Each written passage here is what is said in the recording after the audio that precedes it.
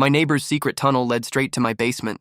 I discovered it when I was cleaning out the storage room after my grandmother passed away and left me her house. Behind an old bookshelf, there was this wooden panel that looked different from the rest of the wall. When I pried it open, I found a narrow tunnel that went under our shared property line. It was maybe 4 feet high, lined with old wooden planks, and had battery-powered LED lights strung along the ceiling. Someone had clearly maintained this thing recently. I crawled through it and emerged in my neighbor Frank's basement workshop. Frank is this 82-year-old widower who's lived next door for 40 years. When I popped up through his side of the tunnel, he was sitting at his workbench carving something and didn't even seem surprised to see me. "Wondered when you'd find that," he said with a smile. "Your grandmother and I built it in 1987. That's when Frank told me the story. My grandmother, Eleanor, had been friends with Frank and his wife, Margaret, for decades. When Margaret got sick with Alzheimer's in the late 80s, she started having severe anxiety attacks, especially at night. The only thing that calmed Margaret down was talking to my grandmother.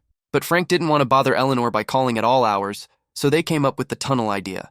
Eleanor could come over anytime through the basement without having to walk outside in her nightgown during Michigan winters. Your grandmother spent hundreds of nights sitting with Margaret during the worst times," Frank explained. "She'd bring tea and homemade cookies, and they'd look through old photo albums or just hold hands until Margaret fell asleep." Frank showed me a photo album filled with pictures of the two women sitting together in his living room, my grandmother always with her arm around Margaret. I'd never known about any of this. "After Margaret passed in '92, Eleanor still used the tunnel," Frank continued.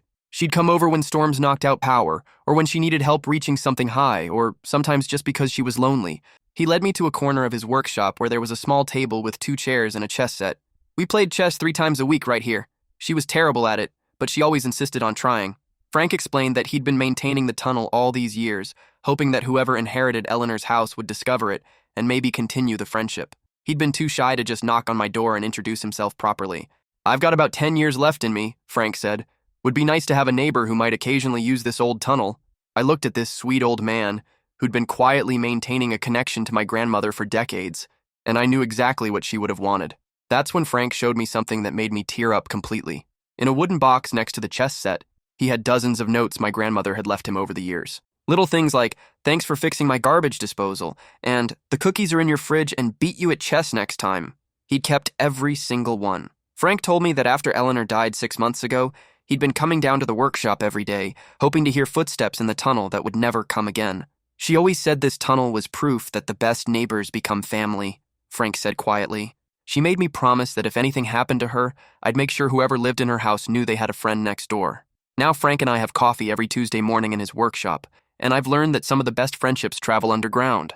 Last week, I left him a note in the tunnel that just said, "Thanks for keeping Grandma's promise."